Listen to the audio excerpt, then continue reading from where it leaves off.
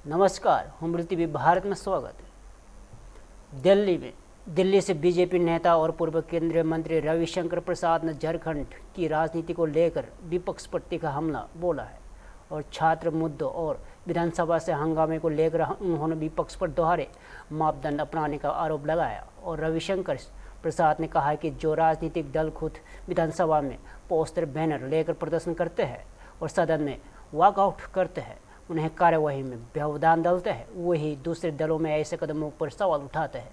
उन्होंने इस रवैया को राजनीतिक पखंड, गैर जिम्मेदाराना और व्यवहार करार दिया और उन्होंने कहा है कि राजनीतिक और संसद लोकतांत्रिक बहस को मंच है और राजनीतिक ड्रामे का नहीं। और रविशंकर प्रसाद ने विपक्ष पर चेतावनी देते हुए कहा है कि इस तरह की अहंकारी और गैर जिम्मेदारी राजनीति को देश की जनता स्वीकार नहीं करेगी और ऐसे रवैया को राजनीतिक नुकसान उठाना पड़ेगा। On the students in Jharkhand clearly shows they are hypocrites and full of double standard. पहले आपको मैं क्लियर कर दूं, एक होता है वो उनका वॉकआउट करना, तो उसमें आप बोल सकते हैं। यहां वो सदन में बैठकर घेर रहे हैं, चेहरे पर प्लेकार्ड ला रहे हैं, स्पीकर के टेबल पर चढ़ना ही बाकी है ना। सब तो आप टीवी के माध्यम से देश को सामने आता है ना, तो दोनों का कंपैरिजन नहीं है, बिल्कुल नहीं है। अब ये भी नहीं कि वो नारा लगा रहे हैं, वो हाउस नहीं चलने देंगे, उसके लिए अपनी अनुशासनहीनता और फिजिकल ताकत का भी प्रयोग करते हैं। तो इसका कोई, तो अमित शाह ने 24 घंटा क्यों कहा कि आप 24 घंटा तक जितना कहना हो बोलिए, मैं सुन करके उसका पूरा जवाब देने को तैयार हूं। राहुल गांधी, हिंदुस्तान की राजनीति और हिंदुस्तान की संसद एक रंगमंच नहीं है। देश आपके इस गैर जिम्मेदाराना हरकत को कोई बर्दाश्त नहीं करेगा। और अगर आप समझते हैं कि इससे आपको फायदा होगा, तो और आपके लोगों की हार होगी। देश कभी अहंकारी गैर जिम्मेदार राजनीति को बर्दाश्त नहीं करता है। बहुत बहुत धन्यवाद। Thank you. लखनऊ से सोहेल देव, भारतीय समाज पार्टी के राष्ट्रीय महासचिव अरविंद राजभर ने संसद में चर्चा को लेकर केंद्रीय गृह मंत्री अमित शाह की टिप्पणी, राहुल गांधी पर कंगना रनौत के बयान और आजम खान को लेकर शिवपाल यादव की टिप्पणी पर अपनी प्रतिक्रिया दी। और अरविंद राजभर ने संसद में चर्चा के मुद्दों पर अमित शाह के रुख का समर्थन करते हुए कहा कि संसद लोकतांत्रिक संवाद और जनहित के मुद्दों पर चर्चा का महत्वपूर्ण मंच है और उन्होंने राजनीतिक दलों की सदन की गरिमा बनाए रखने की अपील की। और वहीं राहुल गांधी को लेकर कंगना रनौत की टिप्पणी पर भी अरविंद राजभर ने अपनी प्रतिक्रिया दी। उन्होंने कहा कि नेताओं के सार्वजनिक जीवन में बयान देते समय राजनीतिक मर्यादा और जिम्मेदारी का ध्यान रखना चाहिए। आजम खान को लेकर शिवपाल यादव ने बयान पर भी अरविंद राजभर ने अपनी बात रखी। उन्होंने कहा कि राजनीतिक मतभेद अपनी जगह है, लेकिन लोकतंत्र संवाद और मुद्दों पर चर्चा के जरिए ही रास्ता निकालना जाना चाहिए। सर, आज आप प्रेस कॉन्फ्रेंस किए हैं, किन मुद्दों को लेकर प्रेस कॉन्फ्रेंस? देखिए, आज का जो प्रेस कॉन्फ्रेंस रहा है, कल हमारे प्रदेश कार्यालय में जो कुछ भी हुआ, वह एक सामान्य विवाद नहीं था। राशिद अली नाम का व्यक्ति कार्यालय में आया और खुद को समाजवादी पार्टी का कार्यकर्ता बताते हुए हमारे कार्यालय प्रभारी धर्म प्रकाश चौधरी जी से कहा कि अखिलेश भैया के खिलाफ कुछ बोला तो ठीक नहीं होगा। इसके बाद वह मेरे खिलाफ गाली गलौज भी दिया, अनर्गल बातें करने लगा। धर्म प्रकाश जी के विरोध करने पर जिस प्रकार से उसने तमाम तरह की बातें, गाली गलौज देना, उटपटांग बोलना और बोलते हुए जब इस पे विरोध इन्होंने किया, तो उस व्यक्ति ने पिस्टल निकाल लिया और पिस्टल निकाल करके यह धमकी दिया कि कहीं भी, आज तो अरविंद राजभर बच गया, लेकिन कहीं भी अगर अकेले पा गए तो उसको हम जरूर ठोक देंगे। जब यह बातें हुई तो धर्म प्रकाश जी ने कीबोर्ड उठा करके उसके हाथ पर मारा, पिस्टल नीचे गिरा, फिर पिस्टल लेकर अपना भागा। कल की जो घटना घटित हुई है और जिस प्रकार से उसने समाजवादी पार्टी का जिक्र किया और यह बताया कि वो समाजवादी पार्टी का समर्थक है, उसने कहा कि समाजवादी पार्टी के लिए हम किसी की जान ले भी सकते हैं और जान दे भी सकते हैं। यह चीजें कहीं ना कहीं जब हम लोगों को उसके द्वारा पता चला, तो हम लोगों ने एक कंप्लेन भी दिया और बाकायदे बताया कि इस व्यक्ति ने पार्टी कार्यालय के अंदर आकर के इस प्रकार की बातें की, इस प्रकार कृत्य किया है, इसके खिलाफ कठोरतम कार्रवाई हो। मैं यह जरूर कह सकता हूं कि एक बार माननीय अखिलेश यादव जी ने भी स्टेटमेंट दिया था, माननीय शिवपाल यादव जी ने भी स्टेटमेंट शिवपाल यादव जी भी दिए थे कि ओम प्रकाश राजभर जी को, अरविंद राजभर जी को अब दूसरे तरीके से समझाने की आवश्यकता है।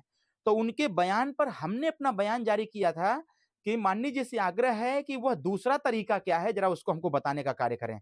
अगर यह तरीका जो कल का था, अगर यह तरीका शिवपाल यादव जी का तरीका रहा है, तो समाजवादी पार्टी को स्पष्टीकरण देना पड़ेगा कि जो कल मेरे पार्टी का दिल्ली में केंद्रीय मंत्री गिरिराज सिंह ने केंद्रीय मंत्री किरण रिजिजू के जुड़े मुद्दे पर अपनी प्रतिक्रिया दी है। उन्होंने कहा है कि वरिष्ठ नेताओं का सम्मान अपनी जगह है, लेकिन लोकतंत्र में किसी भी मुद्दे पर चर्चा और बहस जरूरी है।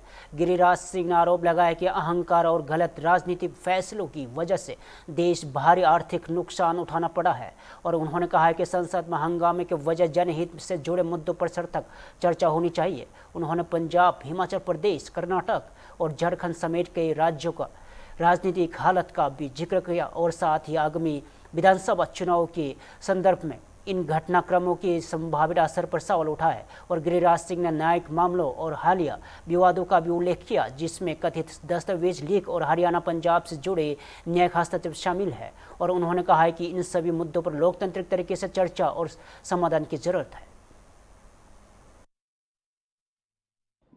मेरी जुबान आपके कारण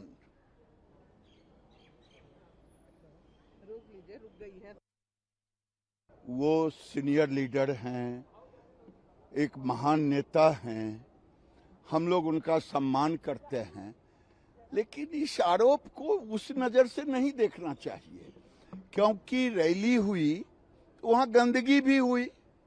गंदगी की अगर सफाई हुई, अगर उस नजर से देखेंगे तो मुझे लगता है कि ये उचित नहीं है देखना। पूरा सेशन वास आउट हो गया है, जिस तरह से विपक्ष गया है उसको लेकर देखिए, सेशन तो मैंने सवेरे भी कहा, अभी भी कह रहा हूं, एक मनबढ़ू और सनकी नेता के कारण पूरे महीना क्या मजाक बना दिया। बांदर लेकर के आ रहे हैं, क्या बांदरों की टीम है, क्या वो मदारी लोग हैं क्या?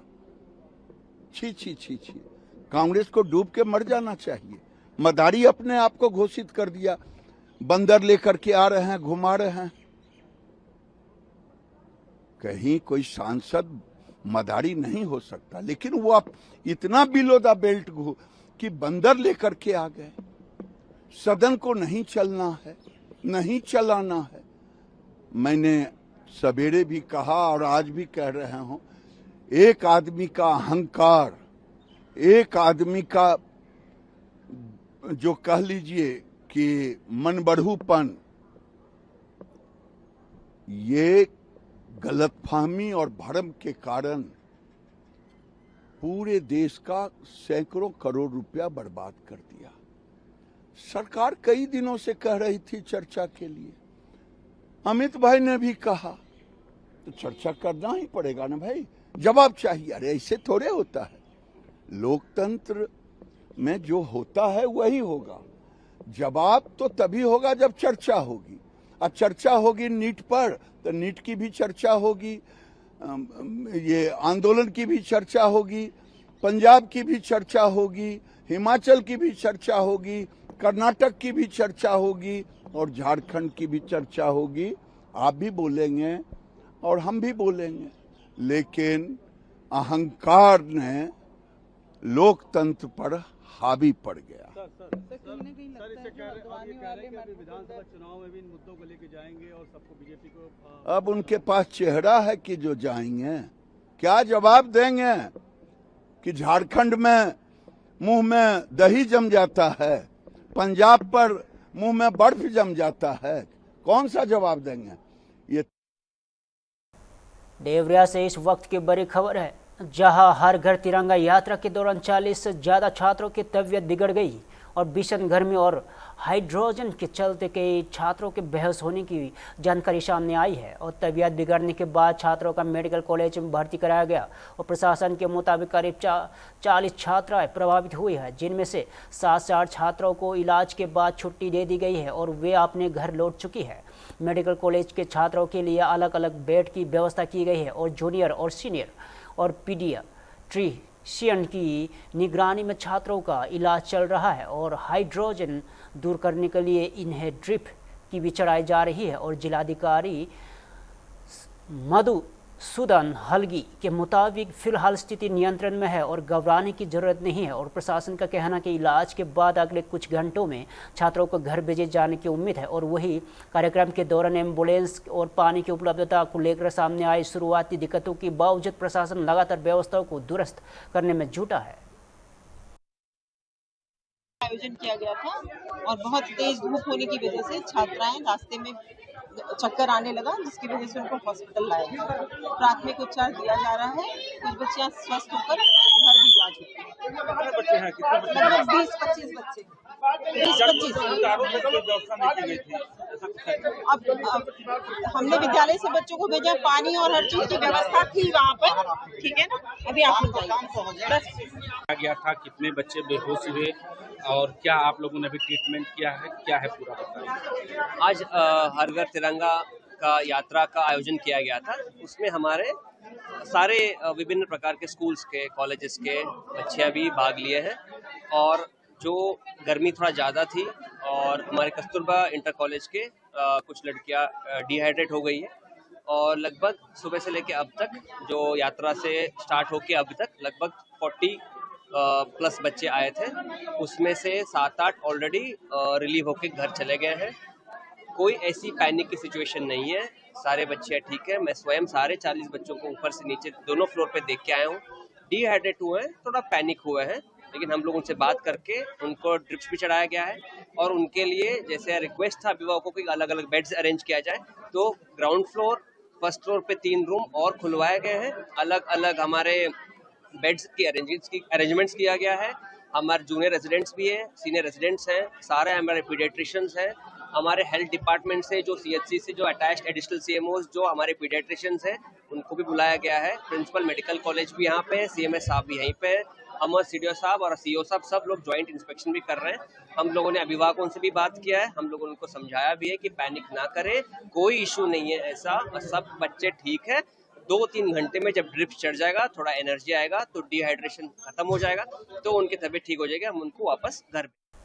दिल्ली में लोकसभा अध्यक्ष ओम बिरला ने केन्या की संसद और स्पीकर की संसदीय प्रतिनिधिमंडल से मुलाकात की और केन्या के नेशनल असेंबली के स्पीकर डॉक्टर मोसेस एम वटंगुला के नेतृत्व में प्रतिनिधिमंडल भारत दौरे पर है और इस मुलाकात के दौरान दोनों पक्षों के बीच संसदीय सहयोग और लोकतांत्रिक संस्थाओं को मजबूत करने के जोड़े के मुद्दों पर विचार विमर्श हुआ और भारत और केन्या के बीच संसदीय संबंधों को और मजबूत करने की दिशा में एक मुलाकात महत्वपूर्ण मानी जा रही है। और लोकसभा अध्यक्ष ओम बिरला और केन्या संसदीय प्रतिनिधिमंडल की इस बैठक की तस्वीरें भी सामने आई है।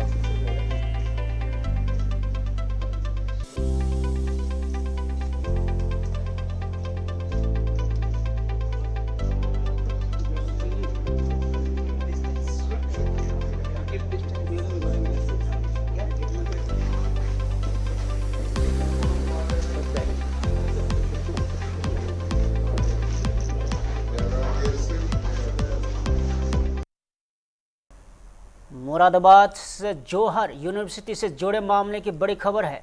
आजम खान के वकील जुनैद एजाज कि यूनिवर्सिटी के भवन को लेकर हुई सुनवाई के बाद अपना पक्ष रखा।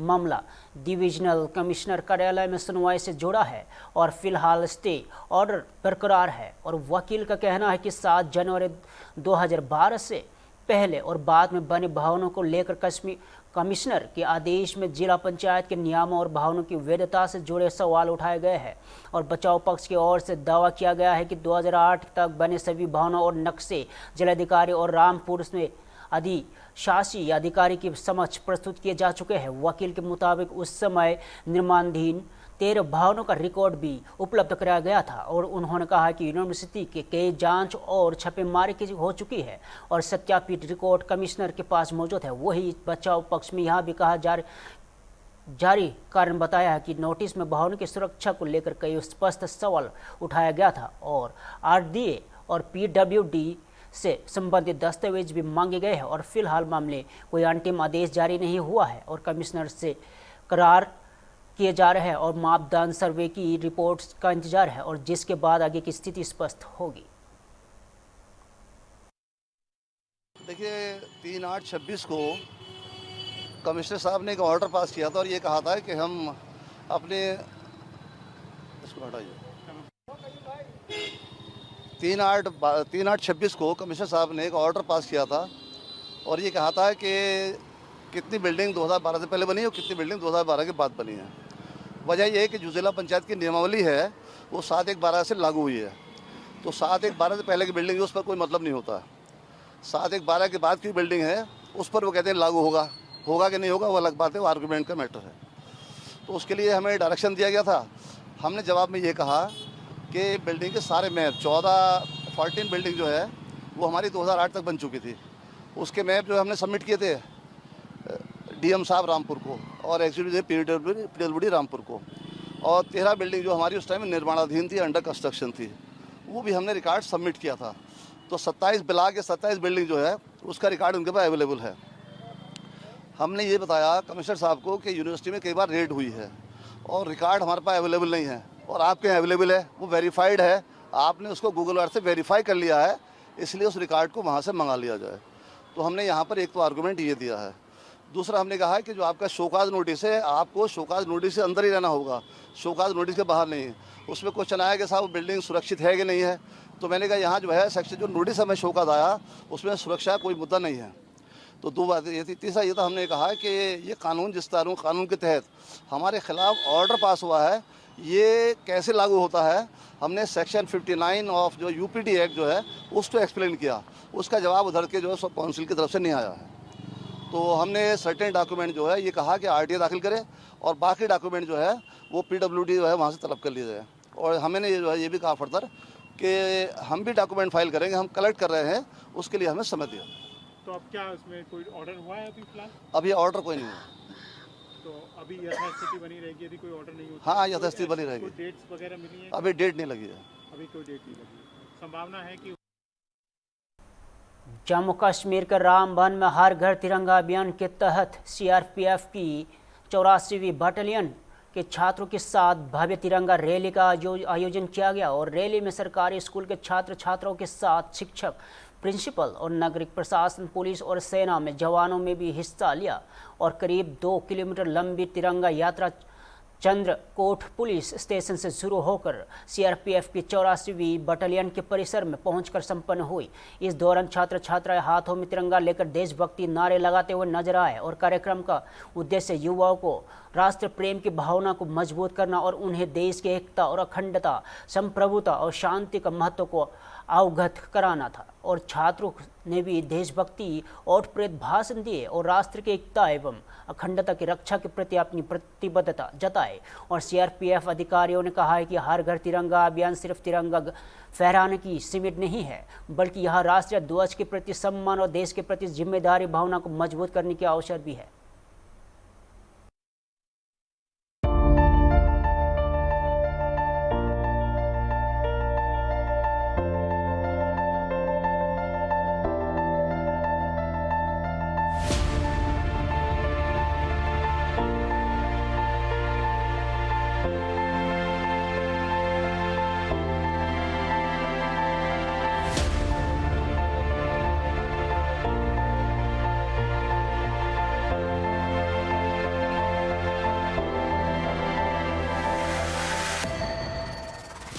84 बटालियन केंद्रीय रिजर्व पुलिस बल का टैक मुख्यालय रामबन में स्थित है और बटालियन की तैनाती भी प्रमुखतया इसी जनरल एरिया के अंदर है।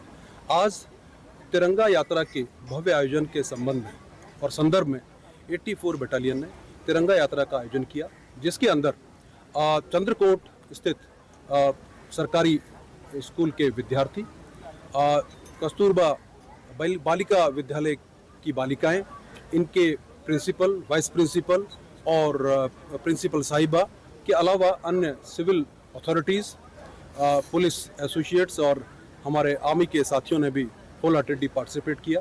इस तिरंगा यात्रा का आयोजित करने का जो मुख्य उद्देश्य था वो ये था कि हमारी नई आगामी पीढ़ी को हमारी जो अमूल्य राष्ट्रीय हित, राष्ट्रीय जिसको बोलते हैं कि एक तरीके से शांति, अखंडता, संप्रभुता, इन सब के बारे में जानकारी देना तथा आगामी पीढ़ी को इस राष्ट्रीयता की भावना से अवगत कराते हुए इसकी जानकारी उपलब्ध कराना तथा जिसके क्रम में एक यात्रा पुलिस स्टेशन चंद्रकोट से लेके और गोल्फ कंपनी 84 बटालियन के प्रांगण तक लगभग 2 किलोमीटर की यात्रा आयोजित की, जिसके अंदर सभी बच्चों ने और अभिभावकों ने और उनके टीचर्स ने बुलंदी के साथ नारे लगाए और बहुत ही भव्य यात्रा तिरंगा लहराते हुए यहाँ संपन्न की। यहाँ आने के बाद में बच्चों दिल्ली से आम आदमी पार्टी के सांसद संजय सिंह ने जेएनयू के कुलपति को हटाने की मांग और संसद में मानसून सत्र की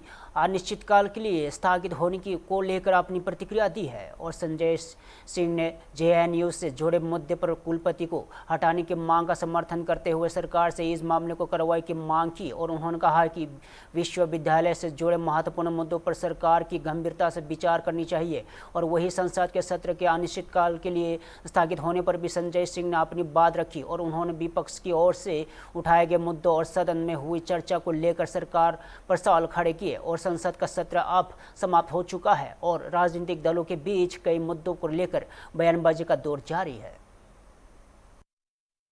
रिक्रूटर्स कलेक्टिव का जो रिपोर्ट है वो बहुत गंभीर है इस मायने में कि वहाँ की वीसी ने बहुत सारे रिक्रूटमेंट्स में गड़बड़ियाँ की हैं और जो उसके नॉर्म्स हैं उसको किनारे रख के भर्तियाँ की हैं। तो मुझे लगता है कि ये सारे रिक्रूटमेंट्स जो नॉर्म्स के फॉलो किए बगैर किए गए हैं। फिलहाल के लिए इतना ही। तजर्बों को देखते रहे होम टीवी भारत।